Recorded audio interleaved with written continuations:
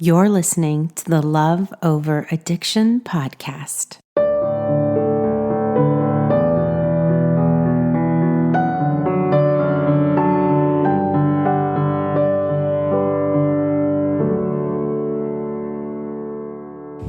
Hello. How are you guys doing? I'm okay. Got a little bit of a migraine today, which always comes with this time of the month. That's probably TMI for you guys, but just being real. I'm in my backyard. You can hear the birds. So here's the deal. Maybe it's because it is that time of the month. Maybe it's because I've got a gazillion kids. Maybe it's because of COVID and the world we live in today, but I'm tired. I'm worn down. I feel a little exhausted, a little empty. I feel anxious, which I don't usually struggle with, and just out of sorts, right? So, you know how I always talk about how loving someone that suffers with addiction can be a really good thing for us? This is the day, it's these types of days where I absolutely believe that to be true, 100%, because I look back on when I loved a great man with tons of potential who was charming and smart and athletic and had it all. I mean, just the whole package. And how addiction just took him down and ruined him and destroyed him. And I don't know where the man that I fell in love with went, but there is a shell of a person left. And I don't know that person anymore. It's been many, many, many years. But the bottom line is that when I was in love with him and we were married, for some reason, and I don't know if it was because I grew up thinking this way or whether addiction kind of morphed my feelings this way, but I somehow believed that if he was having a bad day, I was having a bad day. If he was happy, I could be happy. Like, I based my entire mood of my day on his mood. And I could be having a great day. And then all of a sudden, like, he would call and say he was going to be late, coming home, which I know was code for I'm going out drinking. And my day would be completely ruined. Like, that good day up to that point was just ruined. And now I was like, oh my gosh, he's not coming home. I know he's lying to me. I know what he's really doing. He doesn't want to spend time with me because he doesn't love me. And he loves his drugs and his alcohol more than me. And why am I not good enough for him to get sober?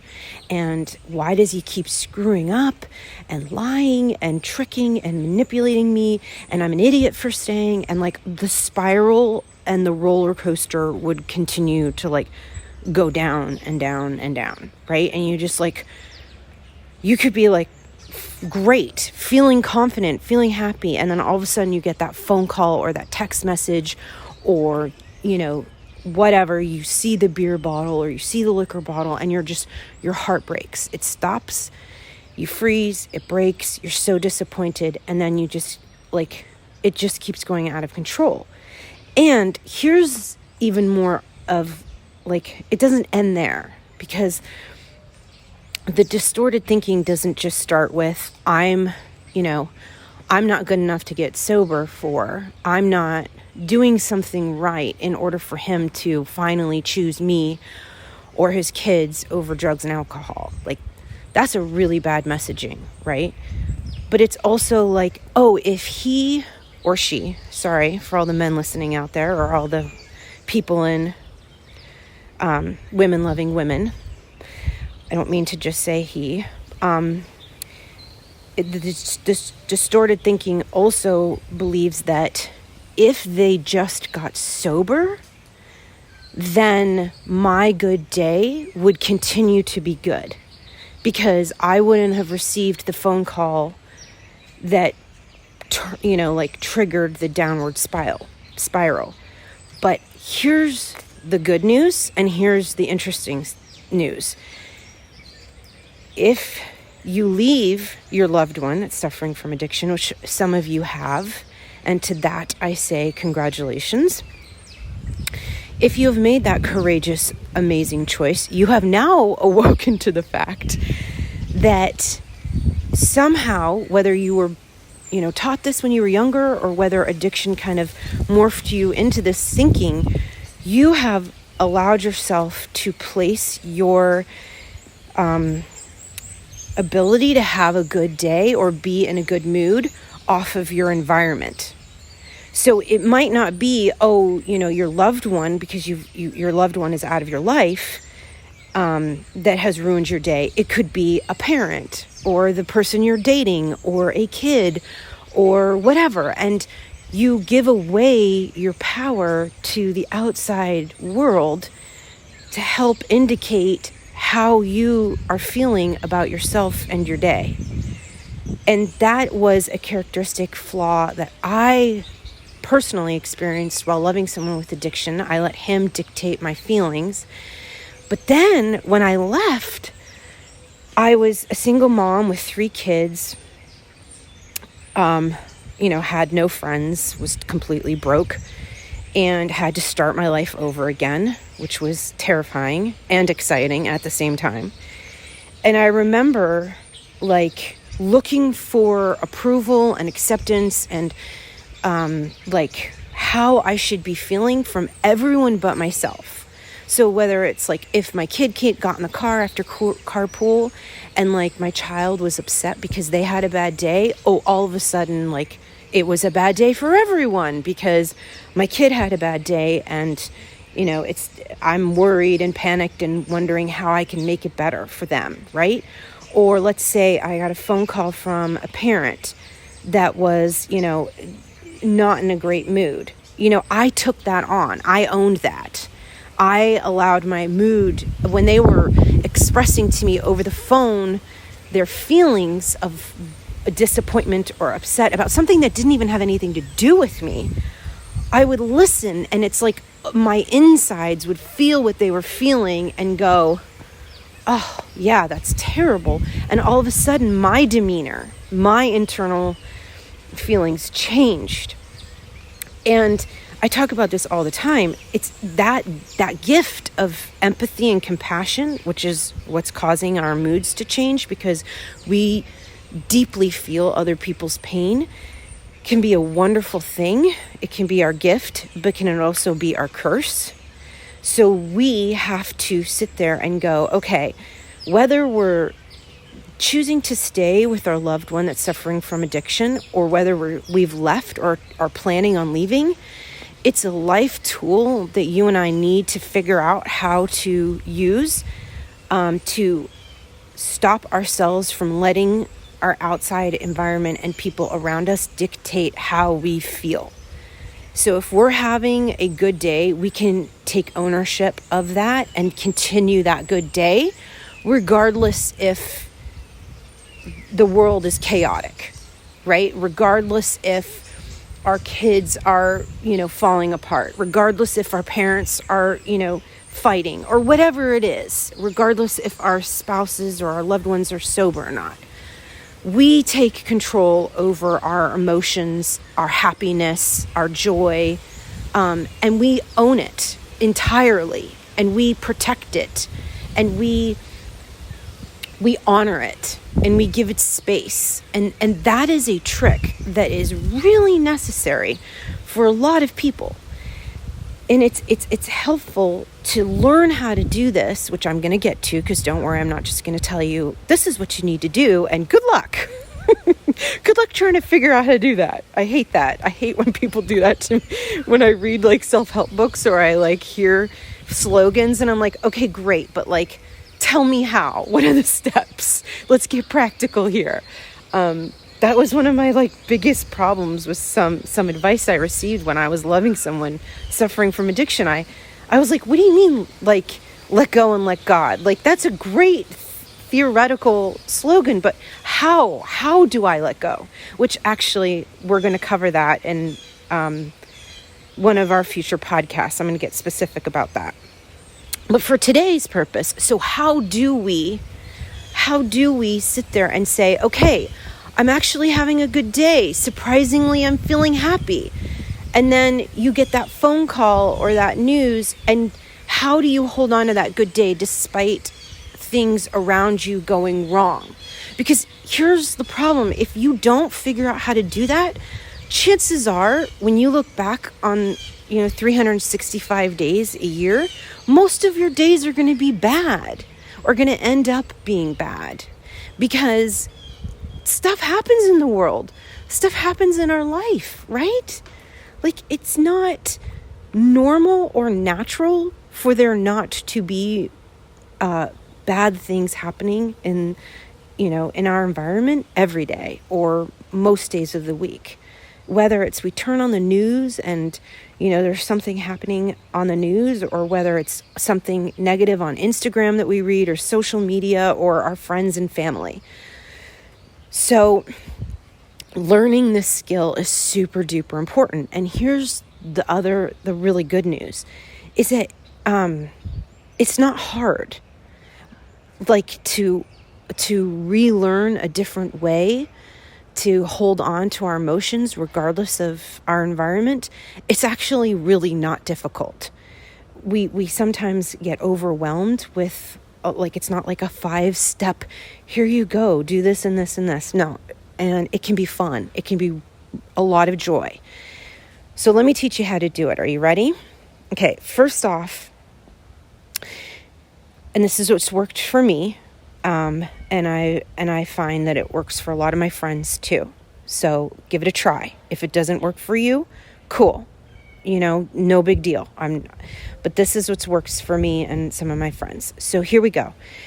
First off, you need to make the decision consciously and the commitment consciously that you are going to allow yourself to be aware that your mood has shifted based on somebody else's behavior or some world event, something external. The external world has shifted your mood from positive to negative. Just commit to saying, I'm going to be aware of that, because being aware is being willing to admit that you've given your power away, that you're being influenced, that the reason why you went from happy to sad or from joyful to, a lack of hope. Being aware and willing to admit that you're allowing other people to take away your power is really, really important. You can't lie to yourself and get better in this disease. You can't be in as much denial as your loved one who's denying their sobriety. Like, you have to be the one in the party that's willing to step up to the plate and go, yeah, this is happening. This is my reality. This is the truth about my life. It sucks right now, or I'm in serious pain right now, or I came into this relationship with a lot of bad behavior and negative patterns and baggage that I need to address. It's not all about them getting sober. Because that was my mindset. When I was married to a man suffering from addiction, I thought, as long as if he just got sober, everything would be fine. My life would be great. I would be happier. We would be healthier. The kids would be wonderful. The bills would be paid. I'd have tons of friends. I'd lose 20 pounds. I would be happier. And I thought sobriety would fix everything in my life. And then I left and I realized, that's not the truth. That's not the truth at all. I actually had a boatload of issues that I entered into this relationship with that I have to figure out on my own. And that a sober man does not equal happiness. There's a lot more things that need to be in play in order to get that happiness, which can be very, very relieving and empowering, because you're not relying on them to get sober in order to feel better. You're not waiting around, is what I'm saying. So, all right. So being honest with yourself being willing to say, this sucks. Being willing to say, I don't have it together. Like, I might try very hard to present that image in public. I might smile when I really don't want to smile. I might serve other people when I really just feel like, hey, why isn't anyone taking care of me? You know, I might empty myself and pour myself out and give everyone everything, give it all away when really I want to be taken care of. I want to receive.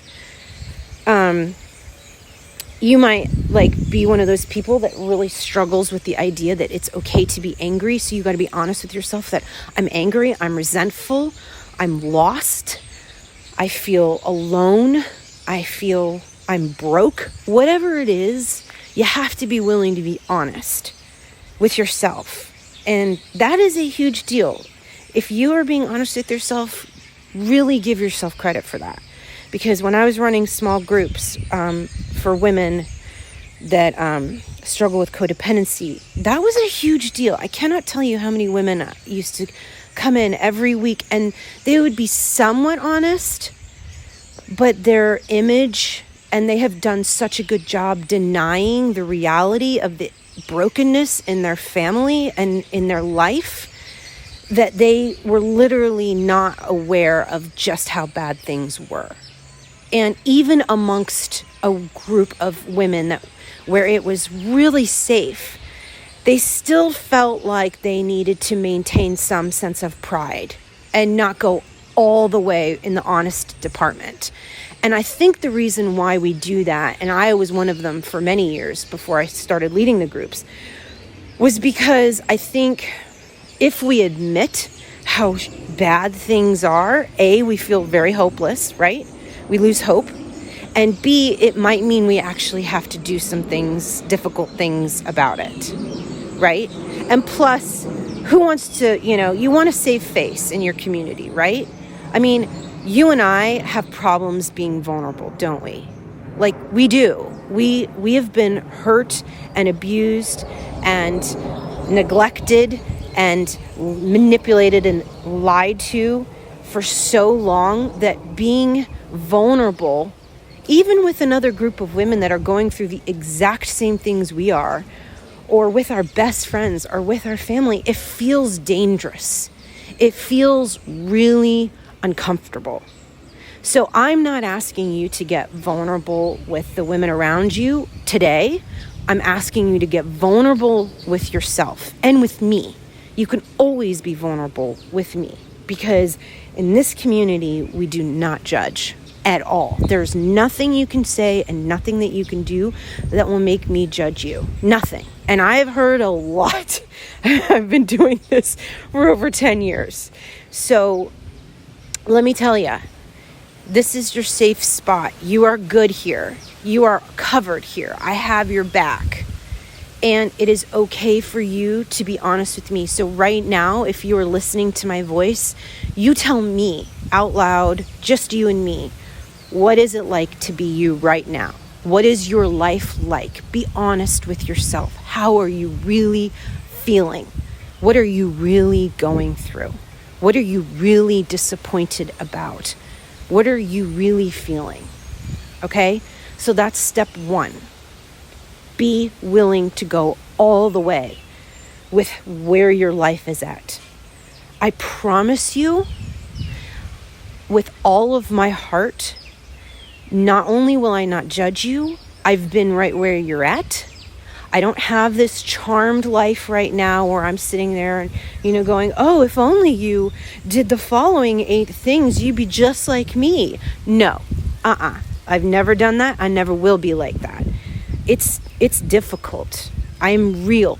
And loving someone who suffers from addiction can be the loneliest, most miserable, heartbreaking experience of your entire life. It is legitimately and seriously devastating. And it is usually long. It's a long period, because falling out of love with these people is really freaking difficult. It's really, really hard. And I know you, and I know that part of you wishes you would just, please, for the love of God, make me fall out of love with this person so I can leave them. I remember feeling that way.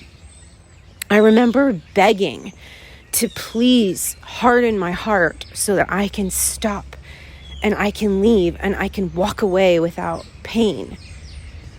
I get it. So it is okay for you to feel broken and lonely and with a lack of hope right now. I get that. Okay, so that's step number 1. Let's just park right there and say, this is where I'm at. This is the truth. Okay? Now, number 2, what I want you to do is I want you to get out an app or download an app on your phone. It's free. And you don't have to do this particular one. I'm sure there's other ones out there. Hold on, let me get my phone. I want to make sure I get names wrong all the time. So hold on one second. Let me make sure because I want to give you the right advice here. So this app is called Evernote. It's got a little elephant for the icon in the app section. It's free. They have a paid version, but don't bother with it. Just get the free one. And it's basically a place for you to take notes on your phone. And the reason why I like it is because it's password protected. So your loved one, who can sometimes, maybe some of you they can be a little snoopers and look into things that they shouldn't because they feel threatened that you are getting back control over your life and you are changing and they are not. They can sometimes go a little crazy and look at things. You can password protect this so your notes can be private. And I love that. And do not come up with a common password. Use something new. Use something they won't guess. Okay? So download this app for free, Evernote. Use a password protect it. And then what I want you to do is write in your notes. You can put things that fill my bucket. Okay, this is the notes. And what you're going to do is you're going to ask yourself over the next couple weeks, what are some things that fill my bucket? What are some things that I can do when I'm feeling down or my sympathetic and empathetic heart was hurt or damaged or my day was ruined because of somebody else's, issues, right? You're going to look to this note in your app and you're going to take accountability and responsibility for your feelings and yourself. And you're going to say, okay, I did it again, or I'm just not feeling myself today. What can I do to make myself feel better? And your list is going to be all of the things that are super personal to you that bring you happiness and joy. Okay, and they have to be accessible things. So they can't be like a trip to Hawaii. Well, that's great. And I'm not saying don't go to Hawaii. Well, I don't think you can go to Hawaii right now with the virus, but you know what I mean. I'm not saying, but it has to be accessible things.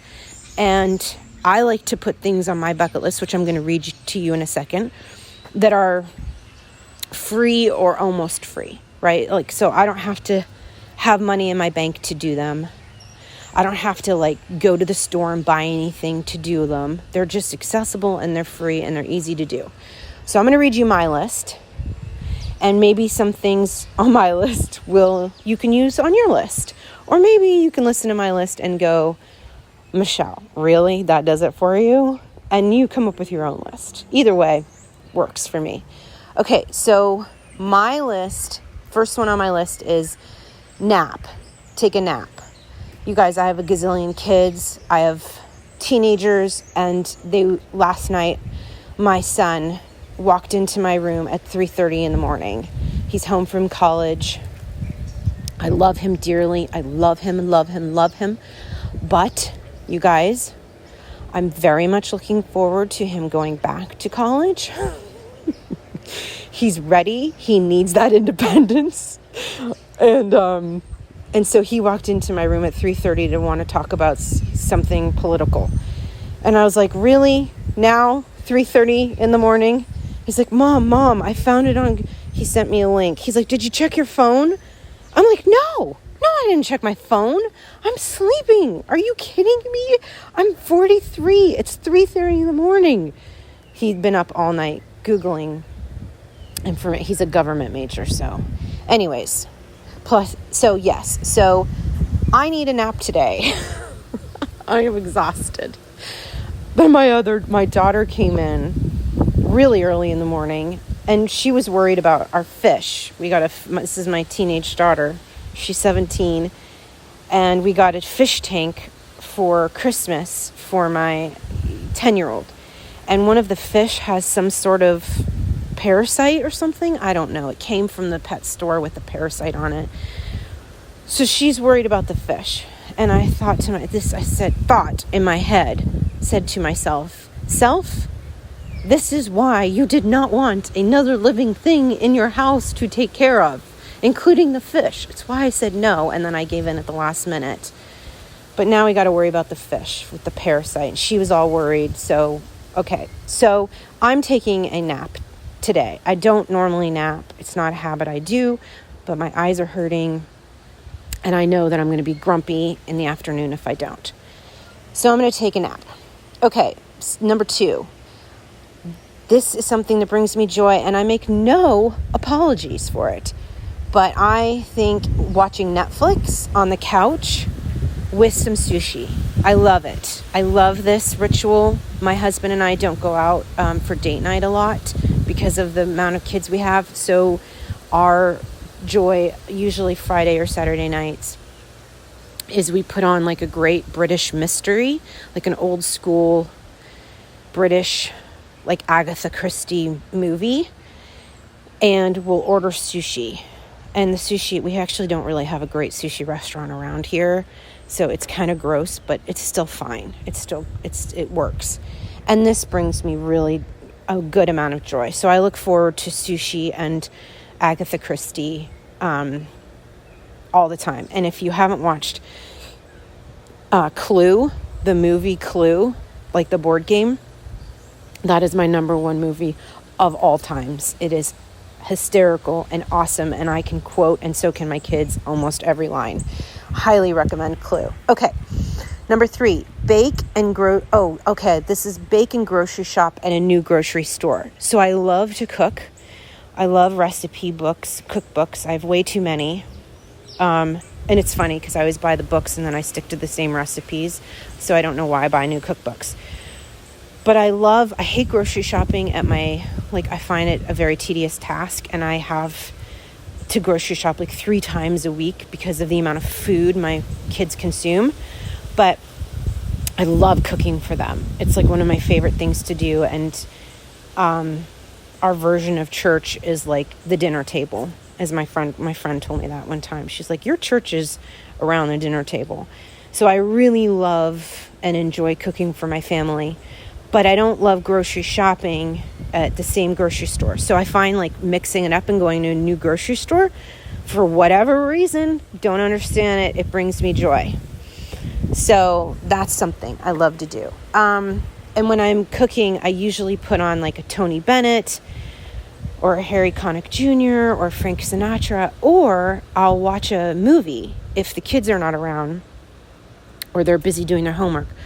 I'll put on like a movie and play it in the background, like Grumpier Old Men or Father of the Bride. Or have you guys watched It's Complicated or Something's Gotta Give? Anything Nancy Meyer directed.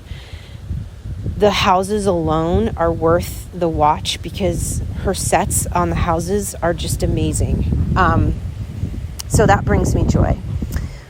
I love to decorate. In another life, every woman thinks they could be an interior designer, but I think I really could be. I actually don't, but I love to decorate. And so, but I like to decorate with what I have already. I don't want to go out and spend a ton of money. So I'll rearrange the things in my house. And I love doing that. So decorating is really fun. And usually while I'm decorating, I find it very creative. I'll put on a documentary in the background.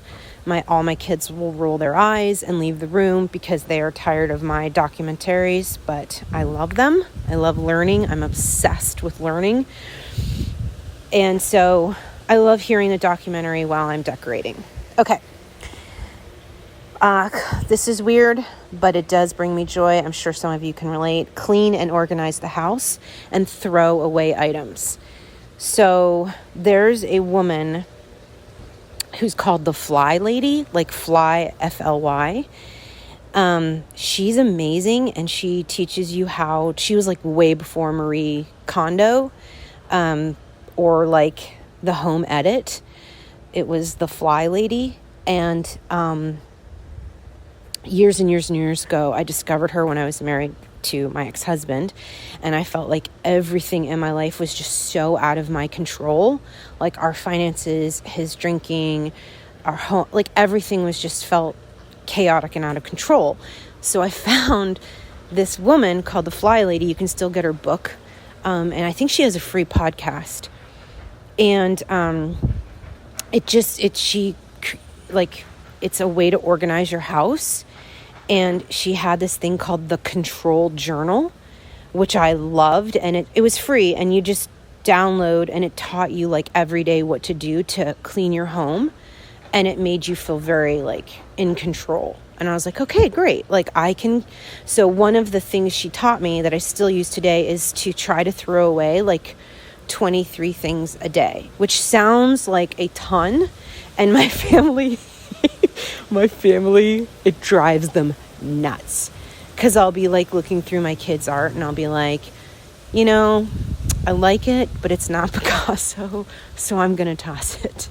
Or I'll go through the junk drawer and like those like just junk, I'll just throw it away. I love that. Gives me a sense of cleanliness, simplicity, it's minimalism. I find it so cathartic to get rid of all the junk. And plus, when you have that many people living in a house, the junk can add up really quickly. So I love to try to toss away and that can include junk mail, like in your 23 things a day. But it just brought me tons of joy. It was a habit I got into when I was married with someone suffering, and I've just always done it. So that makes me feel good. Listening to music. So turning up the music is really helpful. I have playlists for certain moods. So I'll have like a playlist for reflection. I'll have a playlist for play dates when my kids' friends come over. Or I'll have playlist for old school, like, what I used to listen to in the 90s or whatever. So I have a bunch of playlists. Okay, podcasts. I do have some recommendations here. I love podcasts. Obsessed. I've been obviously aware of them for years, since I've been doing my own for years and they've just caught on, which is exciting. I love podcasts that have a good story, that they tell the story over a season. But my two favorite podcasts, and I'm going to look them up right now so I don't get the names wrong. Okay, these are not stories, but they are so... So there's one called Maintenance Phase. Have you guys heard of this? I Am in Love, and it debunks kind of like the health and wellness industry. And I love and admire journalists and scientists that kind of cut through the bullshit, sorry to say that, but like the BS of things and like find the truth. That to me is like the most exciting thing. So this podcast, Maintenance Phase, goes into like the wellness industry and kind of says like, this is BS. And I just really find that entertaining and really invigorating. So Maintenance Phase is one of my new favorite podcasts. I highly recommend. Obviously, Oprah's Super Soul Sunday. She is releasing her old shows. And if you were a fan of the Oprah show, that is huge. So Oprah's Super Soul Sunday, I love that. And oh my gosh, if you love to laugh, which I find is so important when you're loving someone with addiction, have you guys heard of Smartless? It's one of the top podcasts right now, but Jason Bateman, Will Arnett, and Sean Hayes, oh my gosh, they are terrific. I even listen to their ads because their commercials are so funny. So Smartless is a really, really good one. Okay. And then also, You're Wrong About, I don't listen to every one of their podcasts because, but they covered the O.J. Simpson trial and in a way that I've never heard it covered before, which was so creative and so empathetic. And I just really loved the way they discuss topics that we thought we knew, what was really going on, and they discuss them in a way that I've never heard it approached before. Hence the name You're Wrong About. So those are my current podcasts. We should probably let's find out what you guys like in our secret Facebook group. Why don't you guys share your favorite podcasts? That'd be something really fun. And we can do that on the newsletter too. So that's it. So podcasts, light candles. I love candles. I always have. So I have candles around the house. I just feel like it adds warmth and coziness to a home. I'll go for a walk with a friend. That also can fill my bucket. Exercise, but for me, exercising softly and I know that you're like, what? Exercise softly. I don't know about you, but I find gentle exercise is so healing for me.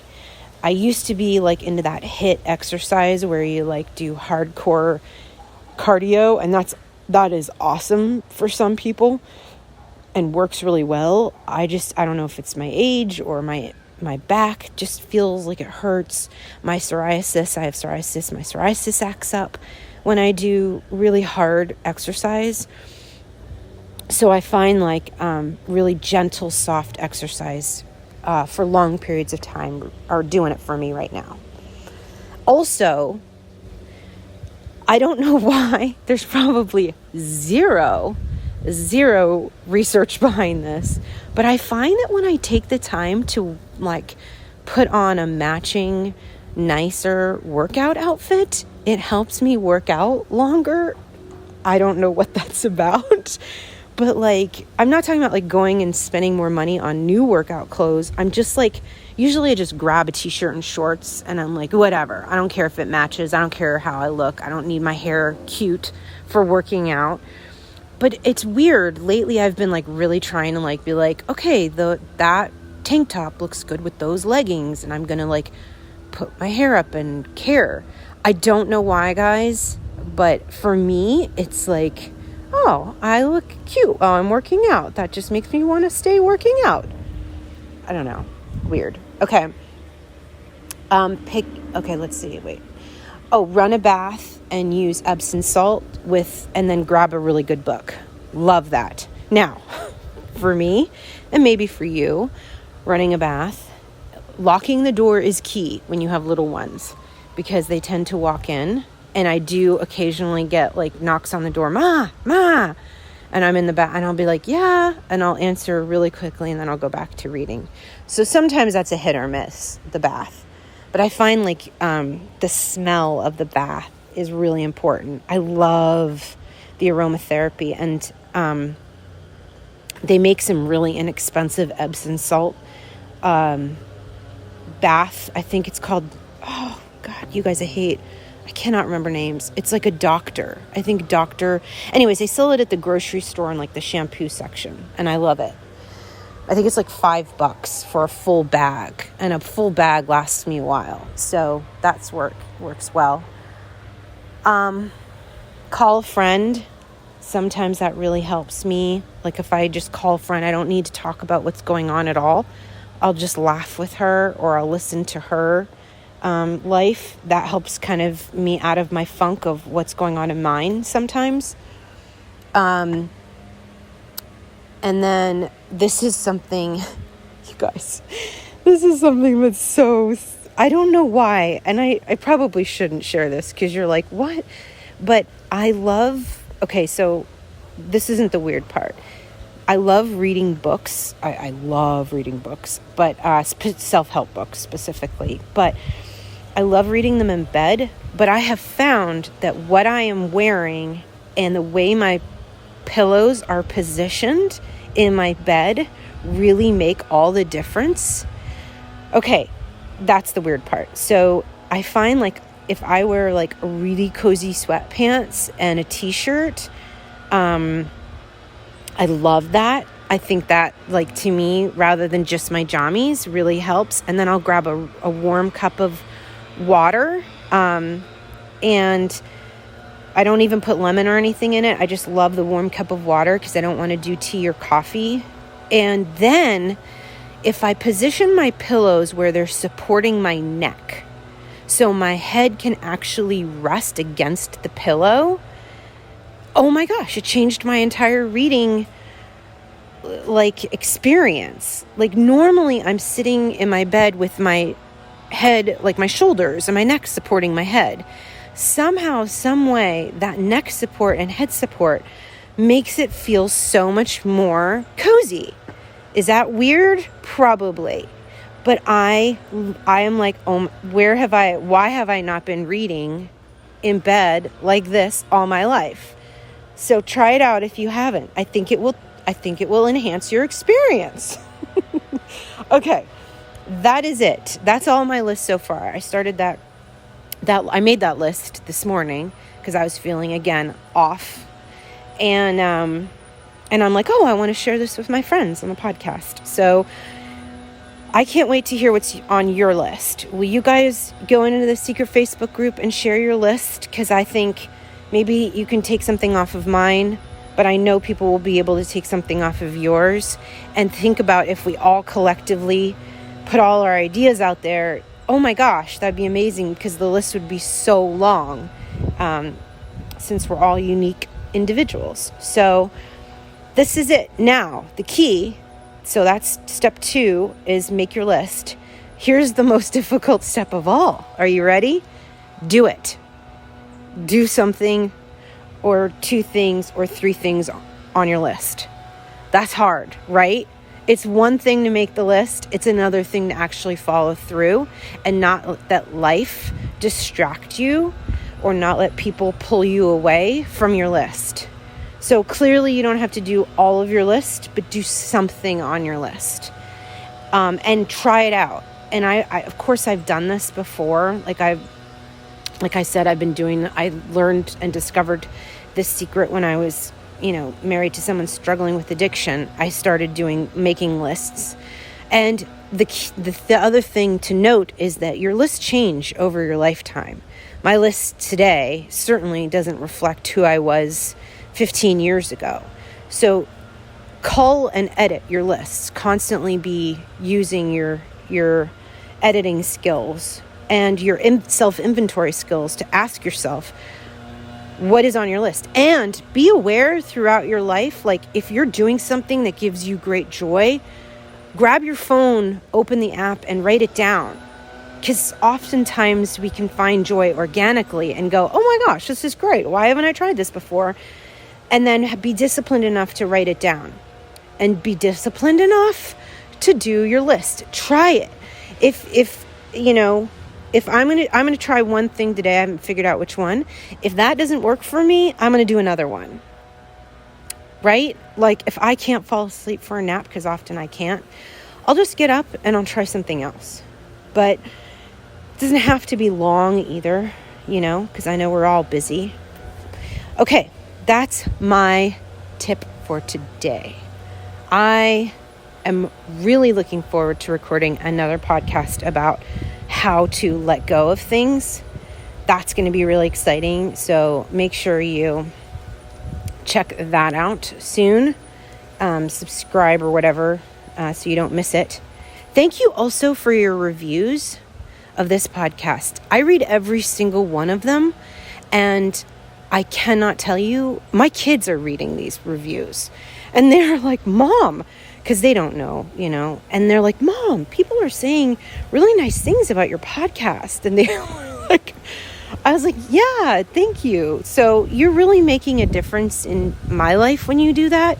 And I love the fact that my kids can take such a difficult experience that they've had with losing their dad to addiction, and you're helping them see that it's making a difference, that when their mom excuses herself to go do work, that it's for a reason, it's for a cause, it's helping. And I just can't tell you how much that means to me and means to my children. So I love you guys. I love what I do. I love speaking with you. I love going into the secret Facebook group and reading what you're writing and doing the lives. Actually, I used to hate doing the lives because I'm a very shy person, which is why you will not find me.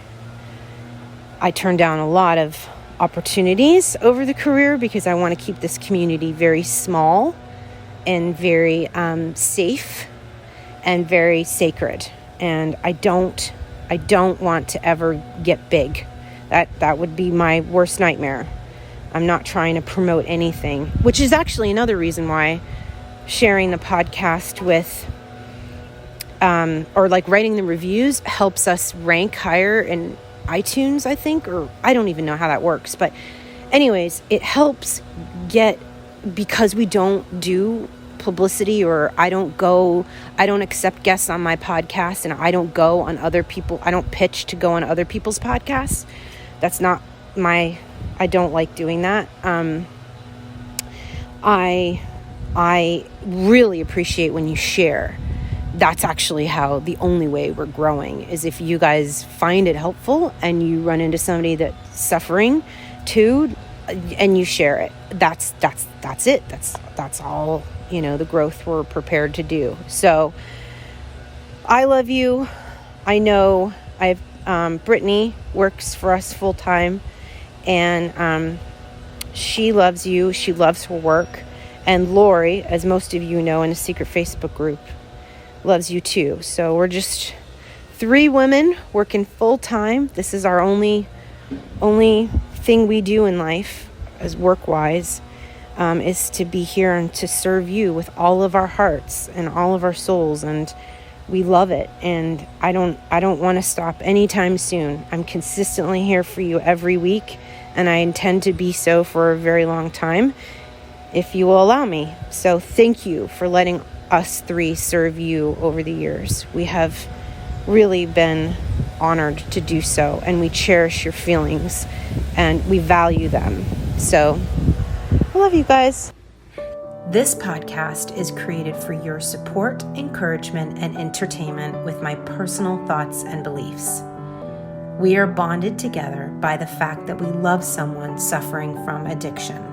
This is not intended as a substitute for therapy or advice from a professional.